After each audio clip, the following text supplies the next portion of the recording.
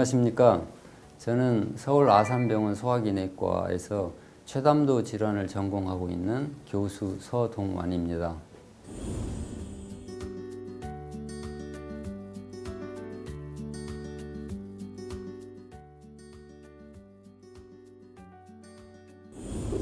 안녕하세요. 저는 차의과학대학교 분당차병원 소화기내과 권창일입니다.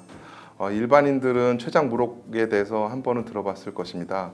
오늘은 췌장담도학회 이사장을 역임하고 계시고 울산의대 서울아산병원 서동완 교수님을 모시고 검진상 흔히 발견되는 췌장 무록에 대해서 자세히 알아보겠습니다.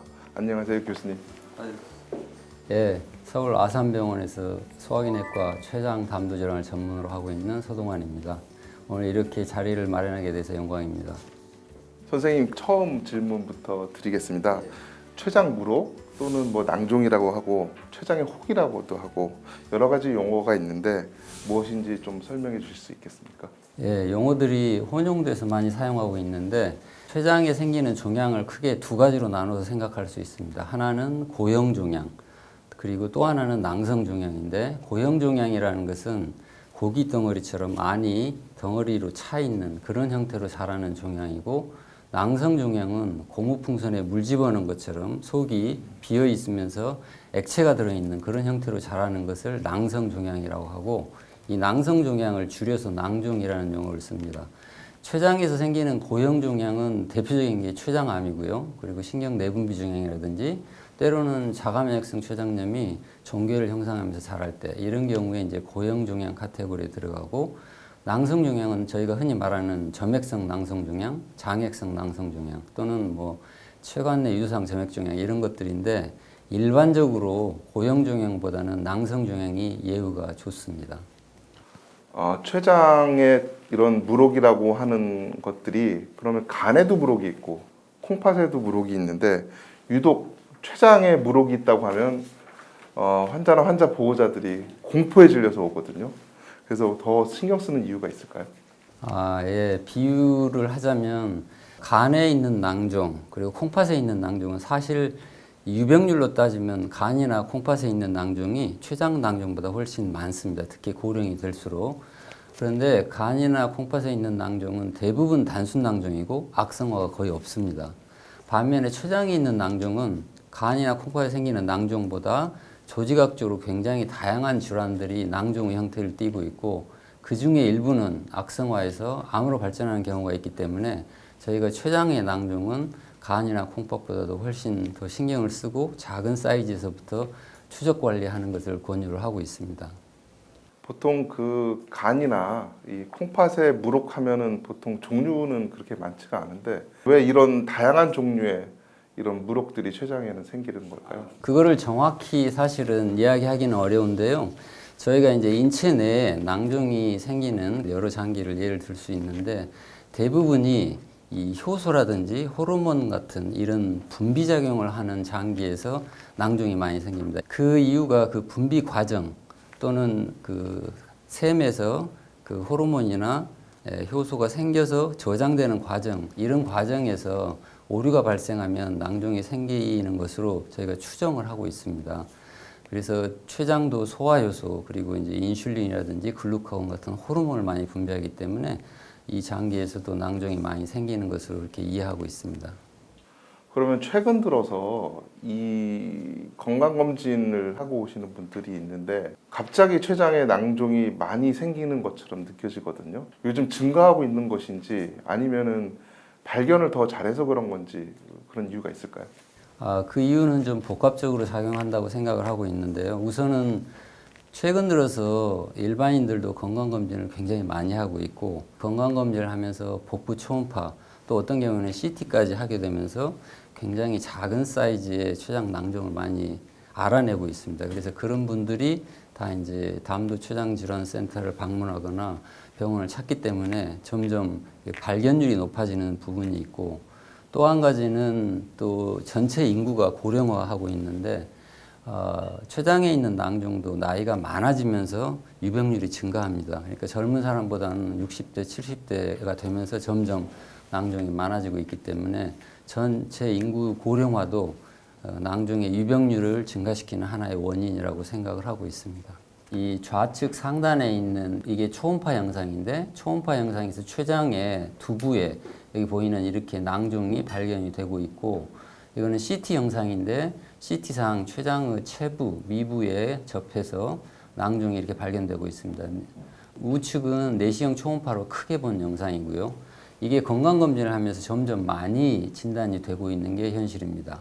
이게 나이가 증가하면서 췌장의 낭종이 얼마나 많이 생기는지를 보여주고 있는 그래프인데 40대 이전에는 굉장히 적은 포션에 있다가 80대, 90대가 되면서 굉장히 많이 증가하고 있는 걸 알 수 있습니다. 우리나라 전체 인구가 고령화하고 고령 사회를 넘어서 초고령 사회로 진입하고 있는데 따라서 나이가 많아지면 당연히 췌장의 낭종도 많아진다고 하겠습니다. 이거는 이제 미국의 자료인데요. 미국도 마찬가지로 최근 들어서 낭종이 점점 많이 진단이 되고 있는데 한 가지 재미있는 점은 이 과거에는 굉장히 사이즈가 큰 낭종, 이 빨간 그래프로 보이는 큰 낭종들이 많았는데 반해서 최근 들어서 사이즈가 굉장히 작은 2cm 이하의 작은 낭종이 점점 많이 발견되고 있습니다. 그래서 낭종은 실질적으로 많이 발견되고 있지만 굉장히 작고 임상적으로 크게 걱정하지 않아도 되는 낭종이 많이 진단이 되고 있습니다. 그 검진에서 췌장에 물혹이 있다고 진단받고 이제 소화기내과로 이렇게 오시는 분들 보면 한 가족이 이렇게 같이 와요. 그런데 이분들이 외래 올 때까지 시간이 뭐 1주에서 2주 후에 오면 그동안 식사도 못하고 나 죽는 거 아니야 뭐 이러면서 공포에 떨면서 오거든요. 정말 이 췌장의 물혹이 그렇게 위험한 건지. 췌장의 물혹이 그렇게 위험한 건가? 아닙니다. 그렇게 위험하지 않습니다.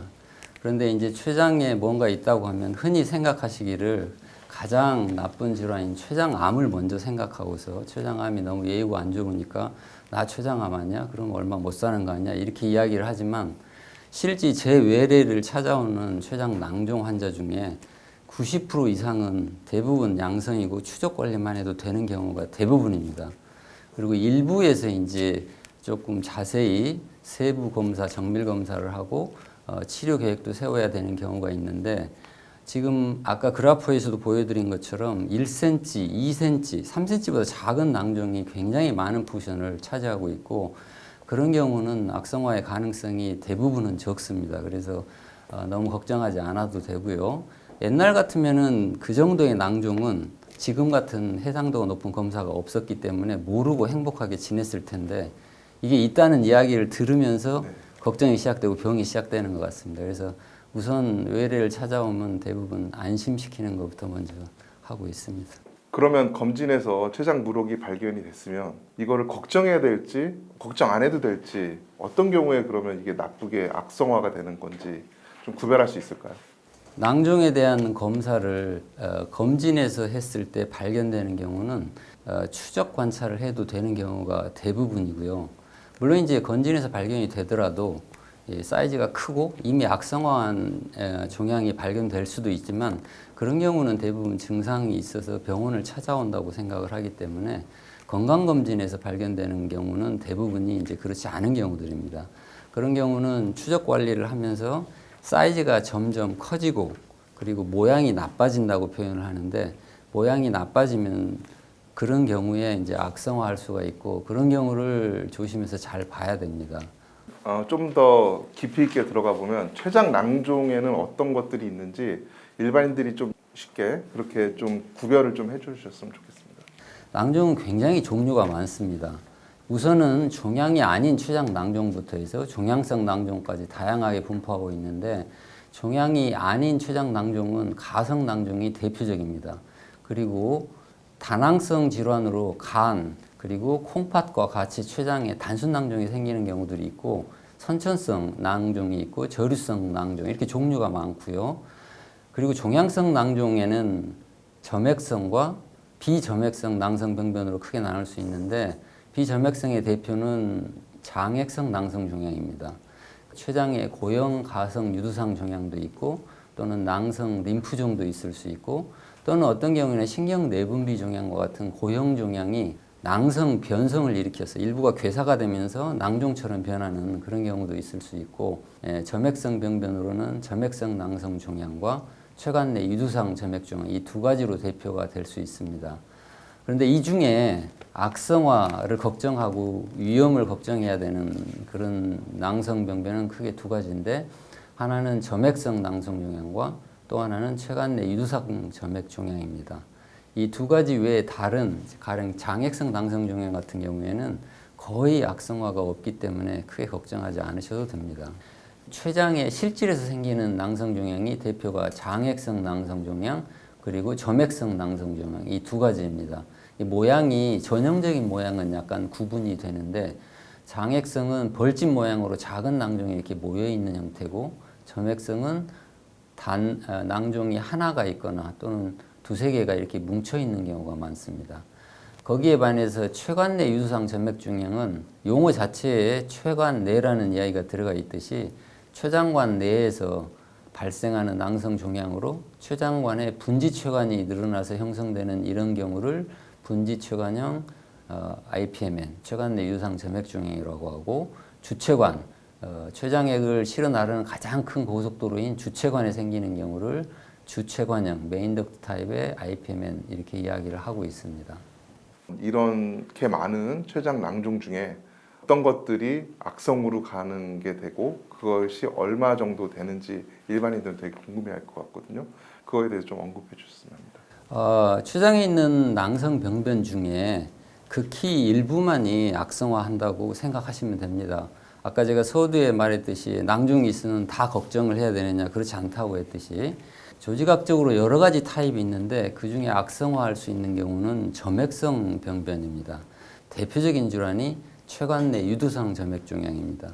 이 경우에는 우리가 주기적으로 추적 관찰을 하더라도 낭종 내에서 낭종이 커지고 모양이 나빠지면서 악성화하는 경우도 있지만 또는 낭종이 아닌 췌장 실질에서 악성병변이 나오기도 하기 때문에 저희가 굉장히 주의 깊게 추적 관리를 하고 있고요.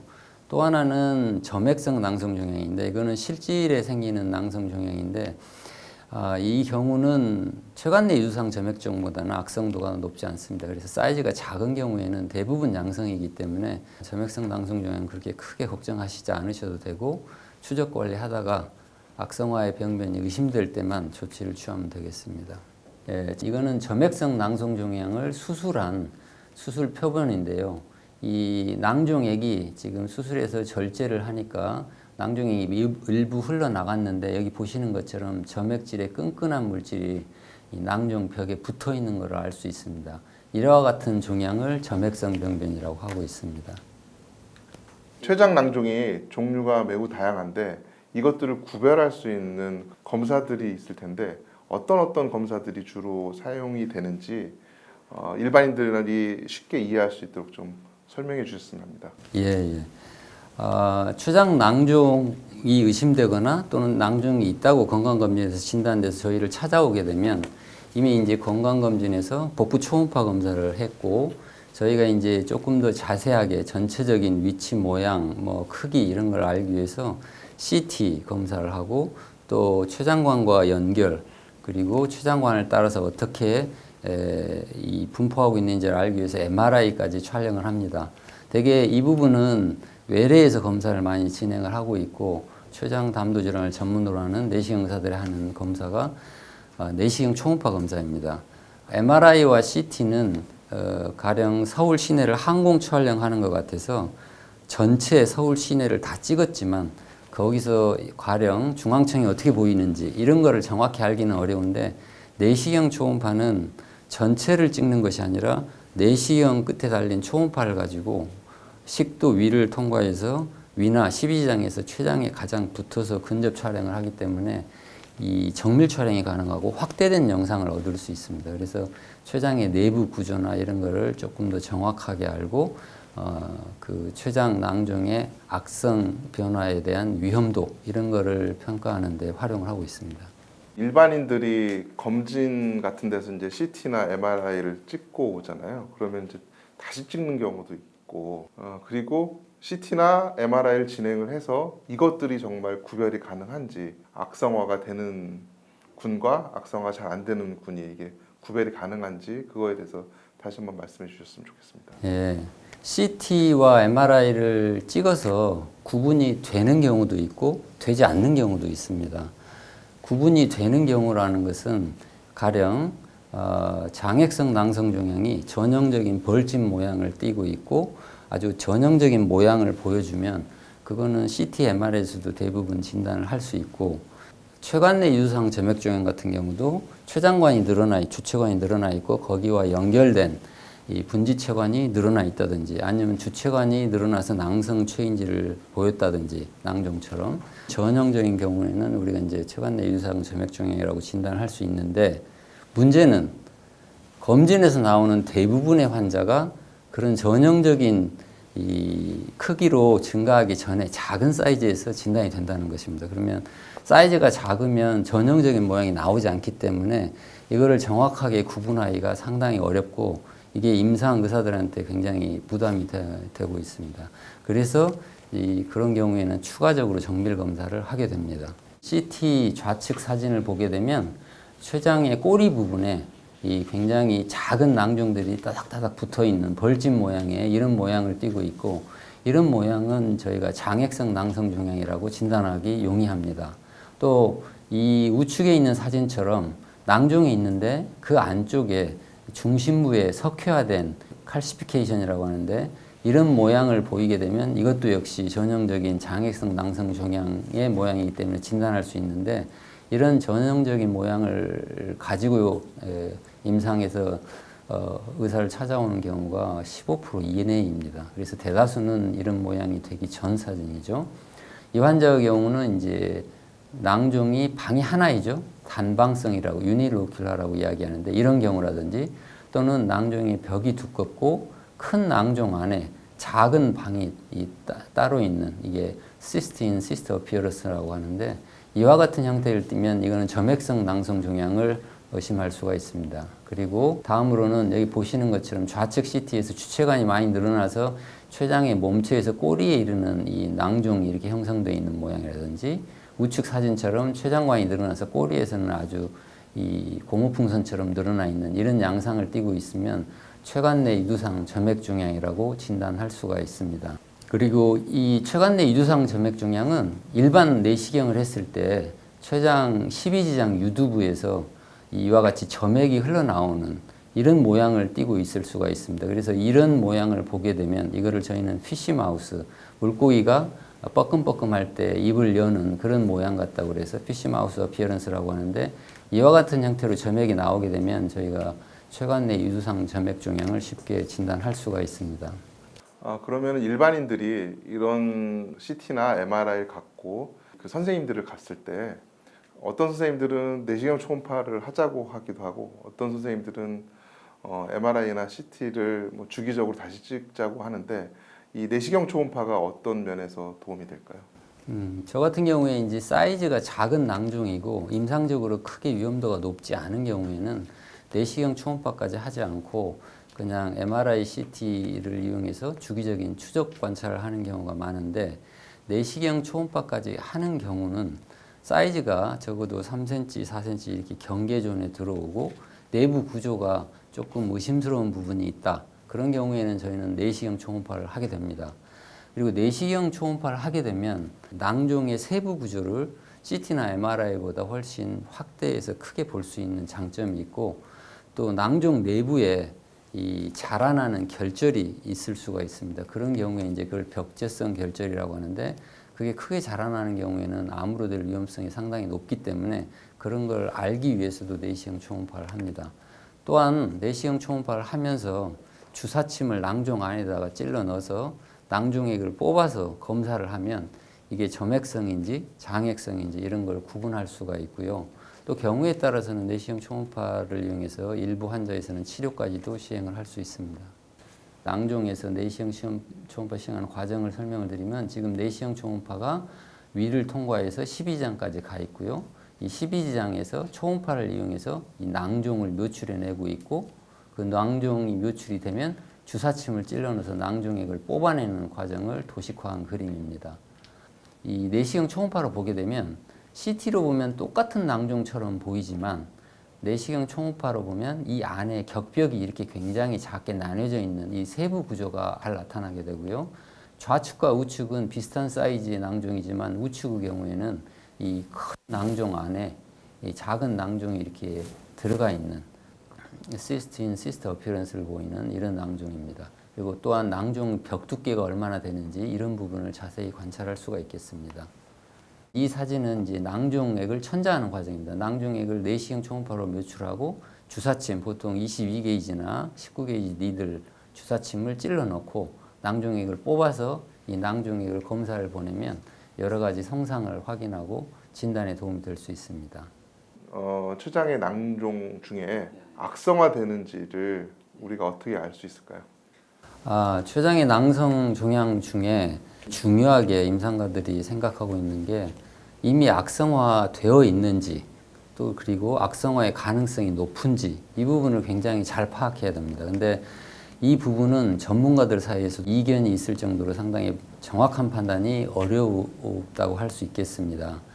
실제로 이제 CT, MRI 그리고 내시경 초음파 그리고 낭종액을 천자해서 검사를 했는데도 정확하게 판단이 안 되는 경우들이 있고 또 그 부정확한 판단 하에서 수술까지 진행했는데 수술하고 나면 수술을 할 필요가 없었던 그런 진단이 나오는 경우가 있습니다. 그런 경우는 이미 장기를 잘라냈기 때문에 되돌릴 수가 없는 거죠.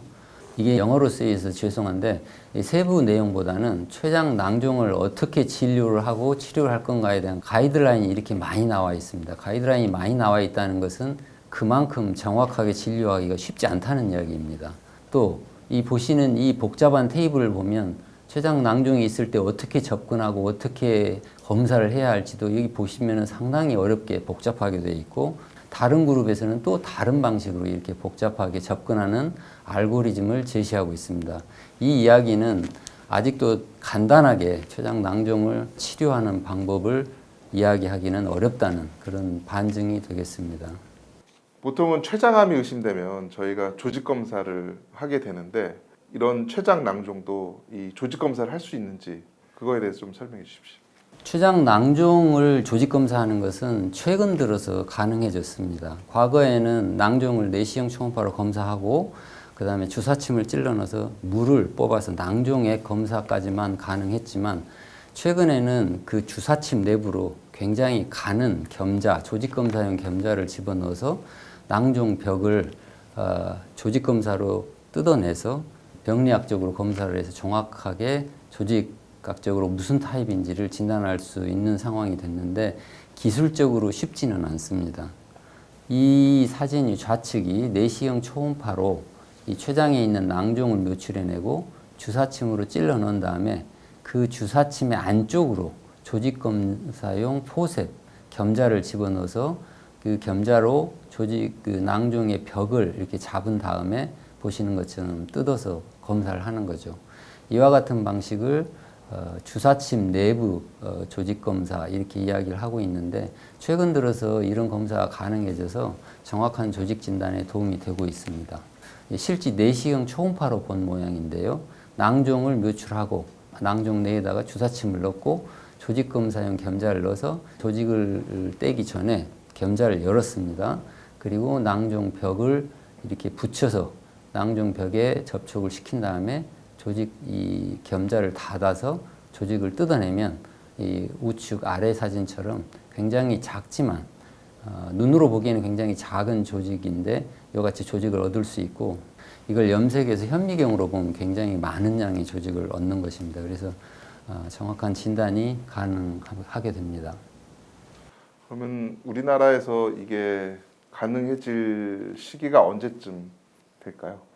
지금 현재 이 조직 검사용 겸자 자체는 이미 시판이 되고 있는데 조직 검사에 따르는 이 경험과 그리고 이제 조직 검사도 이 잘못했을 때는 췌장염과 같은 합병증이 심하게 올 수도 있기 때문에 어느 정도 시간이 좀 필요할 것으로 생각이 됩니다. 그렇지만 아마 이 가까운 미래에 대부분의 전문의가 있는 병원에서는 조직 검사가 가능할 것으로 예상합니다.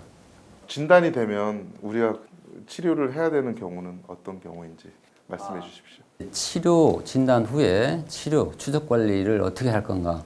하는 건 세 가지로 나뉠 수가 있는데, 첫 번째로 크기가 작고 위험성도 적다고 판단이 되면 추가적인 검사를 계속하는 것이 아니고 6개월 또는 1년 뒤에 주기적으로 추적 관찰을 하는 것을 권하고요.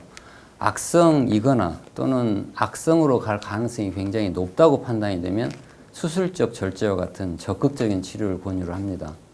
그리고 세 번째는 양성인데 내부 구조도 복잡하지 않고 또 내시경 치료할 조건에 잘 맞다, 이렇게 생각이 되면 내시경 초음파를 일부 환자에서 시행할 수도 있습니다. 그래서 세 가지 정도의 선택을 한다고 생각하시면 되겠습니다.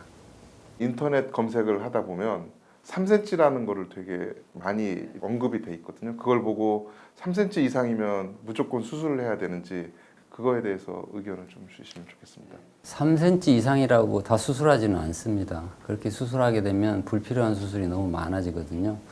그런데 3cm가 나오게 된 배경에는 일본 그룹과 외국 의사들이 만든 후쿠오카 가이드라인이라는 그 가이드라인에 3cm가 제시되어 있기 때문에 이제 3cm 이야기를 많이 하는데, 그 가이드라인은 3cm만이 아니라 다른 팩터들도 같이 봐서 치료 방침을 정하고 있습니다.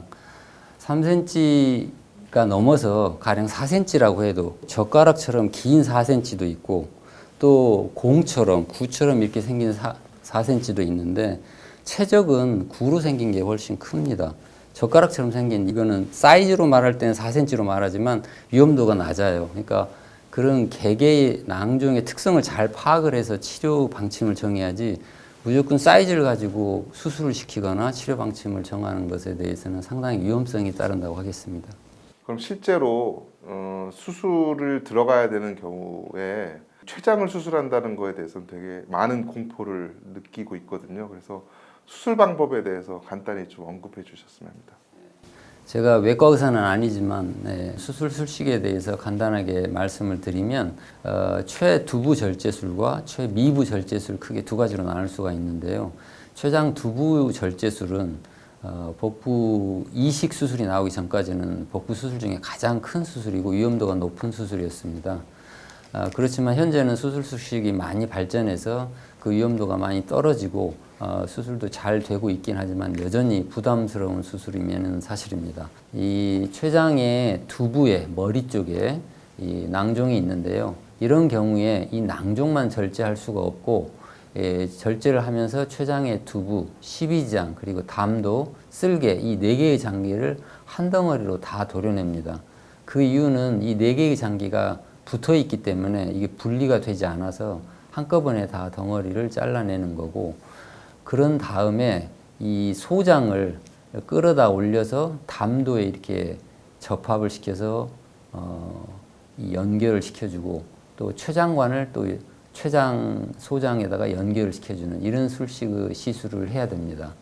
그리고 췌장의 미부를 수술할 때 몸체라든지 꼬리에 낭종이 있을 때는 이거는 췌장 두부 술식보다는 비교적 부담이 적은 수술이라고 할 수 있겠는데, 이 낭종이 있는 좌측에서 췌장을 절개한 다음에 낭종과 췌장 미부 그리고 경우에 따라서는 비장까지 같이 절제하는 방식으로 수술이 진행되고 있습니다. 최근에 이 췌장 낭종에 대한 치료로서 내시경 초음파를 이용해서 에탄올을 주입하는 치료가 있는데, 그거에 대해서 좀 설명 좀 해주시면 좋겠습니다. 에탄올을 이용해서 췌장 낭종을 치료하는 것은 일부 센터에서 지금 진행을 하고 있고요. 대부분이 연구 베이스 하에서 진행되는 것이 보통입니다.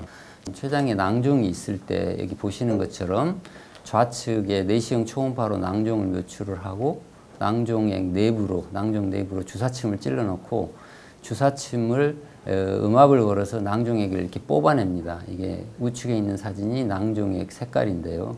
이와 같이 낭종액을 뽑아내고 그 뽑아낸 자리 낭종 안에다가 에탄올을 이렇게 주입을 하게 됩니다. 되게 뽑아낸 양과 같은 양의 에탄올을 집어넣고요. 그 후에 이걸 다시 뽑아내고 또 에탄올을 또 집어넣고 다시 뽑아내고 또 집어넣고 다시 뽑아내고, 이것을 에탄올 세척술이라고 일반적으로 이야기를 하는데, 이런 세척의 과정을 2번에서 한 4번 정도 시행을 하고, 필요한 경우에는 여기에 탁솔이라는 항암제를 소량 점적을 해서 치료를 할 수 있고, 우측에 있는 사진은 치료한 후에 보이는 낭종 내에서 뽑아낸 액체입니다.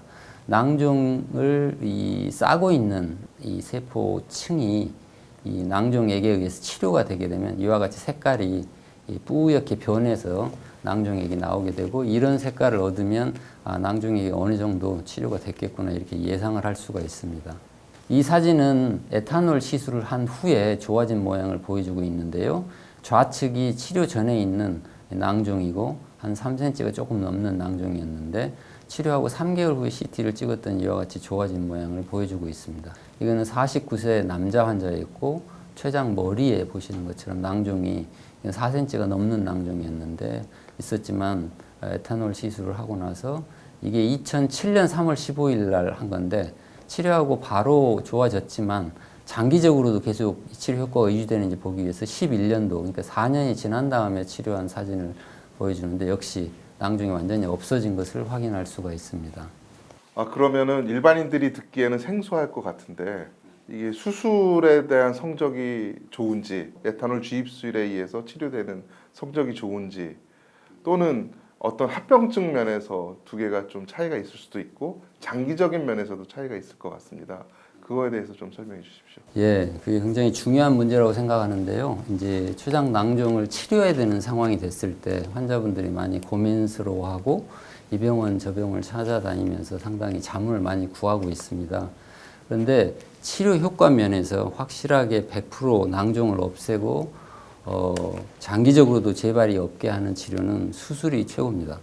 수술을 해서 없애는 것이 재발과 장기적인 효과에서도 확실하게 치료를 할 수 있는데, 수술은 수술에 따른 부담이 크다는 것이 가장 문제고, 수술을 하게 되면 절제를 한 췌장 그 볼륨만큼, 부피만큼의 췌장 기능을 잃어버리게 됩니다. 소화 흡수, 그리고 호르몬 분비 작용, 이게 나중에는 이제 당뇨가 발생하는 원인이 될 수가 있고요.